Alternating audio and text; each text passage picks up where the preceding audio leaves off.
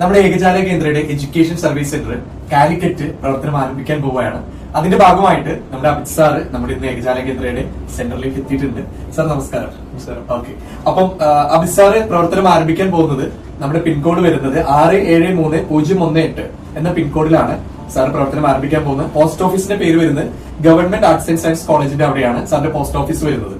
Abhith sir ഇന്ന് ഏകജാലയ കേന്ദ്രയിൽ എത്തിയിരിക്കുന്നത് സാറിന്റെ ഈ പ്രവർത്തനം ആരംഭിക്കുന്നതിനുള്ള ഓതറൈസ്ഡ് ആയിട്ടുള്ള ഫ്രാഞ്ചൈസി സർട്ടിഫിക്കറ്റ് മേടിക്കാനും അതുപോലെ തന്നെ ഓതറൈസ്ഡ് അപ്പോയിന്റ്മെന്റ് ലെറ്ററും ഓതറൈസ്ഡ് ID കാർഡും അത് കൂടാതെ ലീഗൽ എഗ്രിമെന്റും കളക്ട് ചെയ്യുന്നതിന്റെ ഭാഗമായിട്ടാണ് അഭിത് സാർ എത്തിയിട്ടുള്ളത്.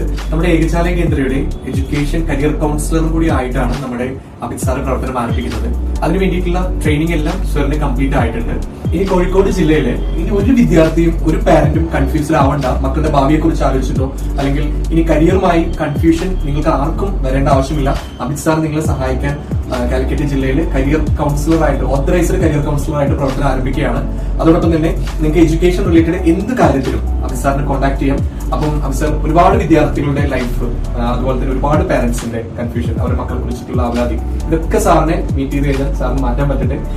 അതേപോലെ തന്നെ വിദ്യാർത്ഥികൾക്ക് ഇനി ഒരുപാട് വിദ്യാർത്ഥികളുടെ ലൈഫ് സക്സസിലേക്ക് കൊണ്ടുപോകാൻ അഭിത് സാറിന് സാധിക്കട്ടെ. അപ്പം ആദ്യം തന്നെ നമ്മുടെ ഏകജാലയ കേന്ദ്രയുടെ ഫ്രാഞ്ചൈസി സർട്ടിഫിക്കറ്റ് ആണ് നമ്മൾ ഹാൻഡ് ഓവർ ചെയ്യുന്നത്. ഓക്കെ, അപ്പൊ നമുക്ക് എല്ലാവർക്കും കൂടി സാറിന് ആ സർട്ടിഫിക്കറ്റ് ഹാൻഡ് ഓവർ ചെയ്യാം. ഓക്കെ സാർ, എല്ലാവരുടെ ആശംസകളും.